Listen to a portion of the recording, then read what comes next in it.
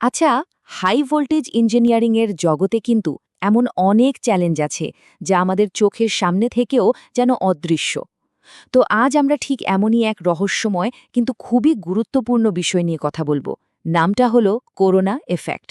চলুন এই রহস্যের গভীরে ঢোকা যাক। তো চলুন আমাদের এই অনুসন্ধানটা শুরু করা যাক পাওয়ার লাইনের এক অদ্ভুত রহস্য দিয়ে। এমন একটা ঘটনা যা হয়তো অনেকেই দেখেছেন, কিন্তু এর পেছনের কারণটা ঠিক জানেন না। কখনো কি এমন হয়েছে রাতের অন্ধকারে বিশাল হাই ভোল্টেজ টাওয়ারের কাছ দিয়ে যাচ্ছেন আর হঠাৎ দেখলেন যে তারগুলোর চারপাশে একটা হালকা নীল বেগুনি আভা জ্বলছে? বা ধরুন কান পাতলেন আর একটা মৃদু হিস্যিস শব্দ শুনতে পেলেন? হ্যাঁ, এই যে রহস্যময় দৃশ্য আর শব্দ, এর পেছনের কারণটাই হলো করোনা এফেক্ট। এই যে রহস্যময় আলো আর শব্দ, এর পেছনে কিন্তু দারুণ একটা বিজ্ঞান লুকিয়ে আছে। চলুন এবার সেটাই জানা যাক। মানে কিভাবে সাধারণ বাতাস, যা কিনা বিদ্যুৎ অপরিবাহী, হঠাৎ করে পরিবাহী বা কন্ডাক্টরের মতো আচরণ করতে শুরু করে। ব্যাপারটা আসলে কি, তাই তো? আচ্ছা, সহজ কথায় যখন ট্রান্সমিশন লাইনে ভোল্টেজ অনেক বেশি থাকে, তখন তারের চারপাশের বাতাস তার স্বাভাবিক ইনসুলেটিং বা অন্তরক ধর্মটা ধরে রাখতে পারে না, ওটা হারিয়ে ফেলে। তখন কি হয়? বাতাসের অণুগুলো আয়নিত হয়ে যায় আর বাতাস নিজেই আংশিকভাবে বিদ্যুৎ পরিবহন করতে শুরু করে। বাতাসের এই যে চরিত্র বদলে ফেলা, একেই বলা হয় করোনা ইফেক্ট। এই পুরো প্রক্রিয়াটা কিন্তু কয়েকটা ধাপে হয়। দেখুন, প্রথমে কি হয়, প্রচণ্ড উচ্চ ভোল্টেজ তারের চারপাশের বাতাসের উপর এক ধরনের অদৃশ্য চাপ তৈরি করে। একটা পর্যায়ে এই চাপটা এত বেড়ে যায় যে বাতাসের স্বাভাবিক বাধা দেবার ক্ষমতা, যাকে বলে ডাইলেকট্রিক শক্তি, সেটাকে ছাড়িয়ে যায়। আর ঠিক তখনই বাতাসের অণুগুলো ভেঙে আয়নে পরিণত হয়। এর ফলে একটা হালকা বৈদ্যুতিক ডিসচার্জ ঘটে, যা আমরা ওই নীলচে আভা হিসেবে দেখতে পাই। এখন প্রশ্ন হল, এটা ঠিক কী কারণে হয়? এর পেছনে কিন্তু মূলত দুটো প্রধান কারণ কাজ করে। এক, কন্ডাক্টরের পৃষ্ঠ বা সারফেসের গঠন, আর দুই, আমাদের চারপাশের আবহাওয়া। বিষয়টা কিন্তু বেশ মজার।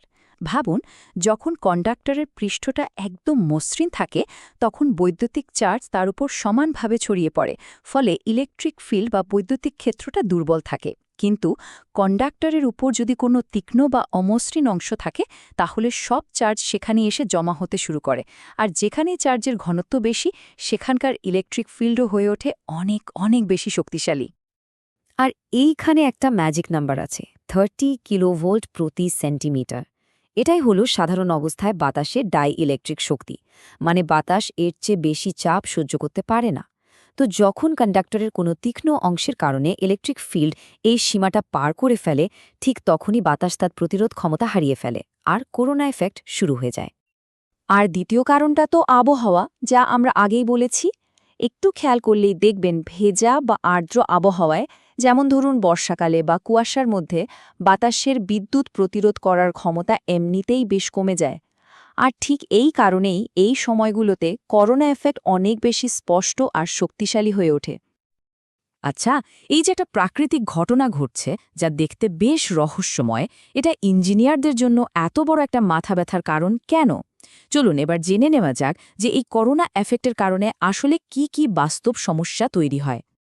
দেখুন, করোনা এফেক্টের কারণে প্রধানত তিনটে বড় সমস্যা দেখা দেয়। ১ নম্বরে আছে বিদ্যুতের অপচয় বা পাওয়ার লস। ২, এটা আশেপাশে যোগাযোগ ব্যবস্থায় হস্তক্ষেপ করে। আর সবশেষে ৩ নম্বর সমস্যাটা হলো, এর কারণে কন্ডাক্টর এবং ইনসুলেটরের ভৌত ক্ষয় হতে থাকে। ভাবুন তো, এই যে আলো, শব্দ বা তাপ তৈরি হচ্ছে, এই শক্তিটা আসছে কোথা থেকে? এটা তো আর এমনি এমনি হচ্ছে না। এটা আসলে আসছে ট্রান্সমিশন লাইনের সেই মূল্যবান বৈদ্যুতিক শক্তি থেকে, যা আমাদের কাছে না পৌঁছে স্রেফ অপচয় হয়ে যাচ্ছে। একেই বলা হয় করোনা পাওয়ার লস। আর এটা পুরো পাওয়ার সিস্টেমের কর্মদক্ষতা বা এফিসিয়েন্সি কমিয়ে দেয়। দ্বিতীয় সমস্যাটা হলো ইলেকট্রিক্যাল নয়েজ। করোনা ডিসচার্জের সময় এক ধরনের নয়েজ তৈরি হয়। আর এই নয়েজ আশেপাশের যোগাযোগ ব্যবস্থায়, যেমন ধরুন রেডিও বা মোবাইল নেটওয়ার্কে, মারাত্মক সমস্যা তৈরি করতে পারে। এই ঘটনাকে টেকনিক্যালি বলা হয় রেডিও ফ্রিকোয়েন্সি ইন্টারফিয়ারেন্স, বা সংক্ষেপে আরএফআই। আর তৃতীয় সমস্যাটা বেশ গুরুতর। দেখুন, করোনা এফেক্টের ফলে বাতাসের অক্সিজেন ভেঙে ওজোন গ্যাস মানে O3 তৈরি হয়। এই ওজোন গ্যাস কিন্তু একটা শক্তিশালী রাসায়নিক পদার্থ। এটা সময়ের সাথে সাথে পাওয়ার লাইনের অ্যালুমিনিয়াম কন্ডাক্টর আর ইনসুলেটরগুলোকে ক্ষয় করে ফেলে, মানে ধীরে ধীরে দুর্বল করে দেয়।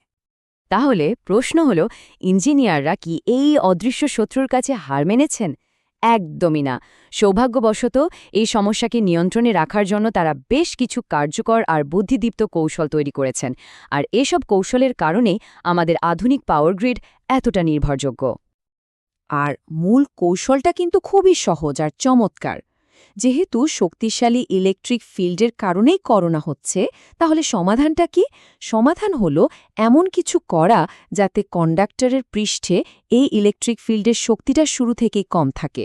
সিম্পল। এর সবচেয়ে কার্যকর উপায়গুলোর একটা হলো বান্ডল কন্ডাক্টর ব্যবহার করা।